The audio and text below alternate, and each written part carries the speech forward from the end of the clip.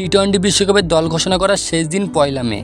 অংশগ্রহণকারী সব দেশকে ওই দিনের মধ্যে 15 জনের দল জমা দিতে হবে আইসিসির কাছে।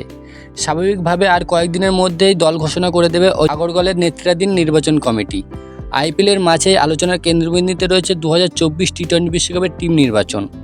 বিশ্বকাপের দলের সুযোগ পেতে ভারতীয় ক্রিকেটাররা নিজেদের প্রমাণ করার মঞ্চ হিসেবে বেছে নিয়েছেন আইপিএলকে। টি-20 বিশ্বকাপে দলে ঢোকার জন্য আইপিএলে নিজেদের উজাড় করে দিচ্ছেন ক্রিকেটাররা। কারা সুযোগ পাবেন আর কারা পাবেন না তা নিয়ে জোর জল্পনা রয়েছে, নানা খবরও সামনে আসছে। সম্প্রতি পিটিআই সূত্রে জানা গিয়েছে যে দ্বিতীয় উইকেটরক্ষক ব্যাটার হিসেবে লড়তে চলেছেন কেএল রাহুল এবং সঞ্জু স্যামসনের মধ্যে। তবে কেএল রাহুল এগিয়ে রয়েছেন এই দৌড়ে। সেক্ষেত্রে এটা পরিষ্কার যে ঋষভ পান্তকে সম্ভবত প্রথম উইকেট কিপার ব্যাটার হিসেবে দলে রাখা হবে। বোলারদের তালিকায় আবার জাসপ্রীত বুমরা, আশদীপ সিং, মোহাম্মদ সিরাজ, রবীন্দ্র জাদেজা এবং কুলদীপ যাদবের জায়গা পাকা। তবে ষষ্ঠ বোলার হিসেবে কে ঢুকবেন সে জায়গায় লড়াই চলছে রবি বিষ্ণু, আবেশ খান এবং অক্ষর প্যাটেলের মধ্যে। এছাড়া রোহিত শর্মা, বিরাট কোহলি, সূর্যকুমার যাদবের জায়গা বিশ্বকাপের দলে পাকা। হার্দিক পান্ডিয়াকে নিয়ে এখনও প্রশ্ন রয়েছে, তবে পেসার অলরাউন্ডার হিসেবে দলে থাকতে পারেন তিনি।